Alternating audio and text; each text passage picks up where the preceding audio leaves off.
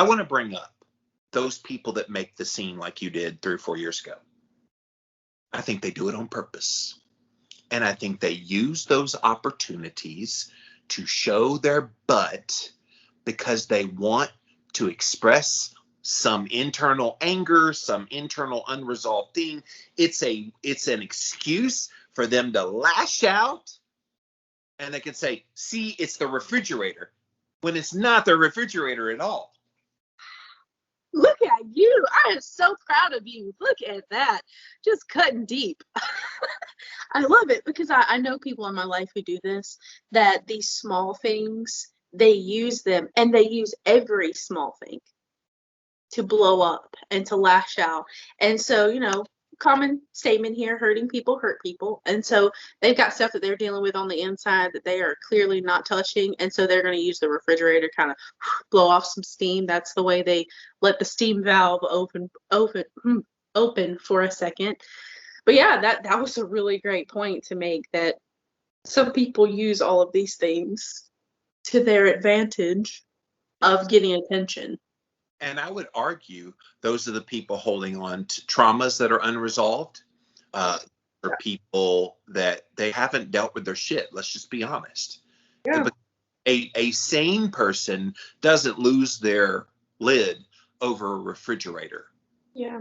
Which is why I'm very pleased the way you handled it. It shows me not that you were insane before, but that you have reached that level.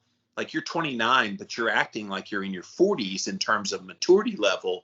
It's a big deal. But even people in their 40s, I know, still haven't figured this out. So it's not even an age thing. It's just a state of mind where you allow yourself to not worry about, not give an F about things that are inconsequential. Like if somebody, and I'm going to make the ladies mad, but okay.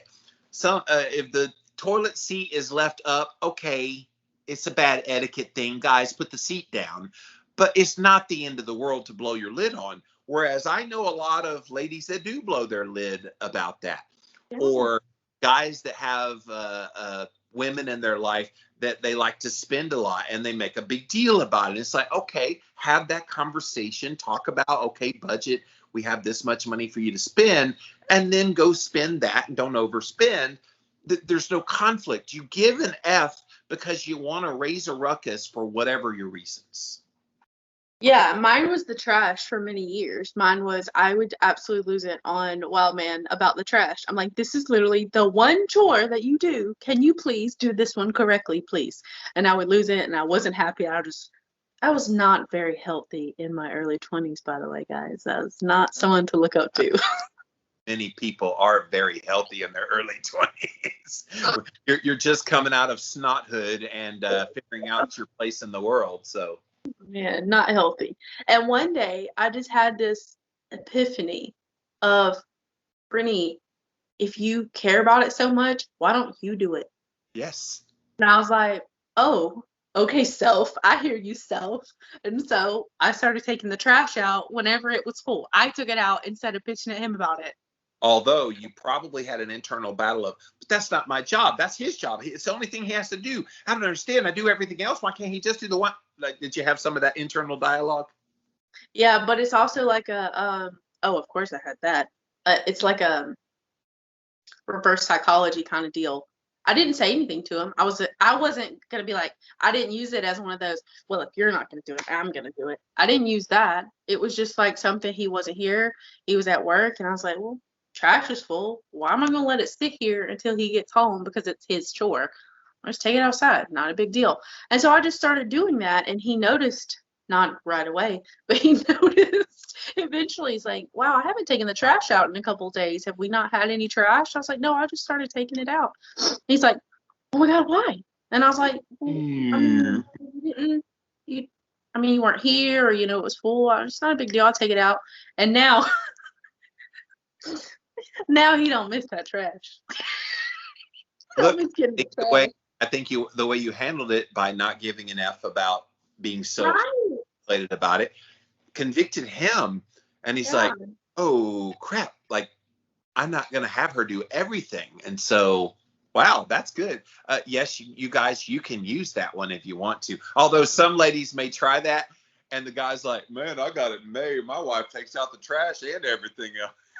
Yeah, you got to be careful. See, Wild Man is an Enneagram too, so he was just like, he had the opposite effect. So yeah. Like people.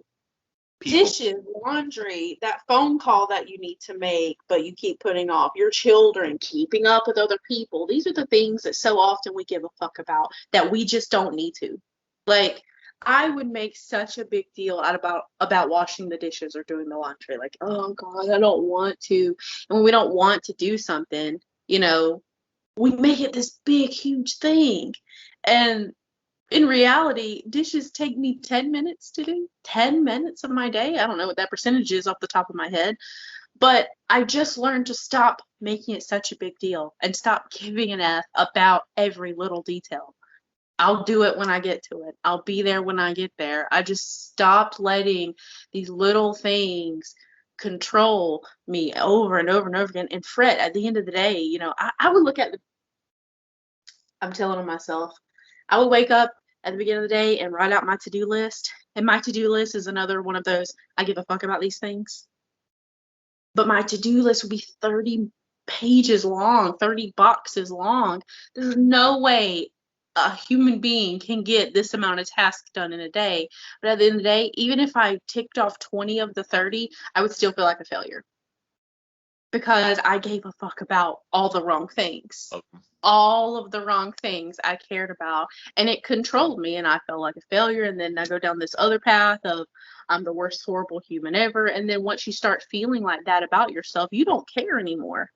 You don't care. You don't even do any of the next day's things because I couldn't get it all done, so I'm not going to get any of it done. And for you, a lot of that is born out of your perfectionist mindset that, well, I got 20 and that was reinforced. And we've told this story before. Yeah. You were a kid, you had all 100s and 197 and you got scolded for the 197. So it's hardwired in Brittany's brain of there's 30 things to do and I only did 20 of them. Failure. Yeah. Yeah. And so I had to learn to not give an F about all these things. My face is a little flushed, guys. I'm sorry. It's kind of warm in here. Can you tell my face is red? I feel red. Oh, I'm sweating. Maybe it's this topic. She's telling you she's hot today, so. I am sitting on a heating pad for my back, but that's another one. I'm an examples person, but like my back has been out for 2 weeks? 12, 13. Yeah, and like, what am I going to do about it? I'm going to sit here and stress about it. I just do what I can and move on about my day. And I just, laxical, not really the word, but. You're going to get a massage tomorrow, so hopefully that helps you out. Yes, that'll help me out some. But I wrote down a quote earlier. I'm a quotes person. The greatest weapon against stress is our ability to choose one thought over another. That's really what this boils down to. Yes. Is how you look at things, how you view each situation. And you can be heavily influenced by the people in your life. Like I think about those married couples where one person is one of these that gives an F about everything.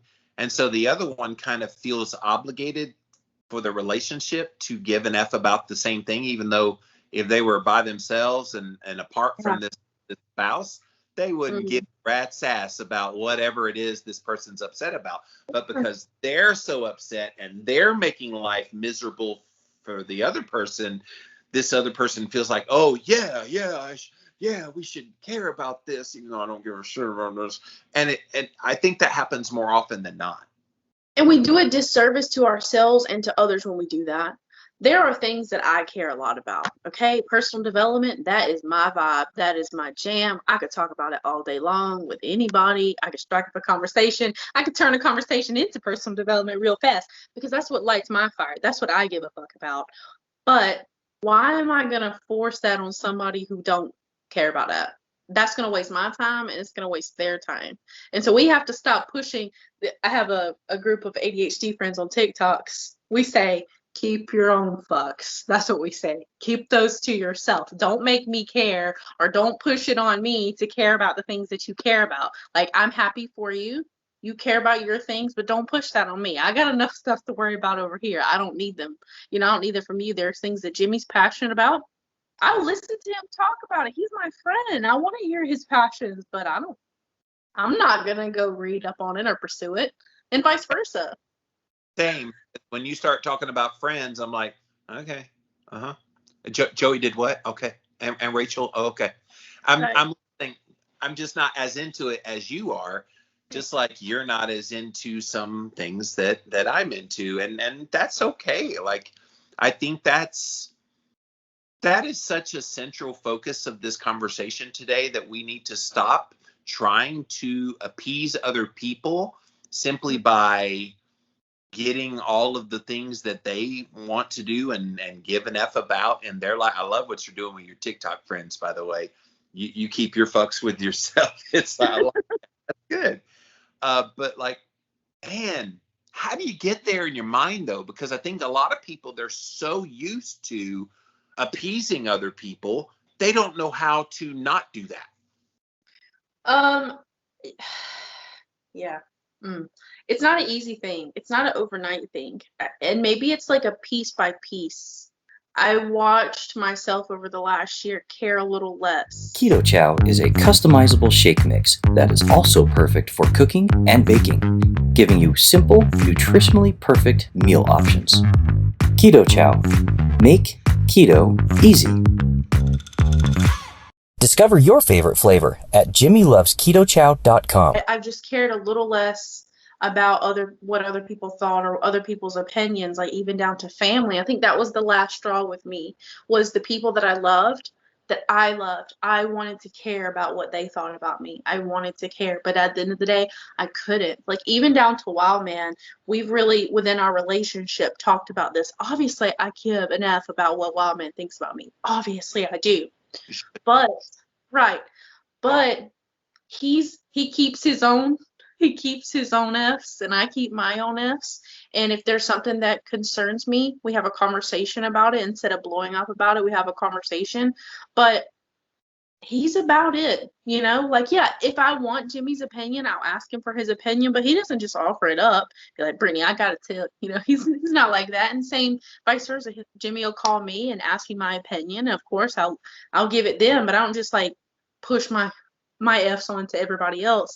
And like, that's it. The slow, one at a time, one relationship at a time, one experience at a time, just pull away a little less.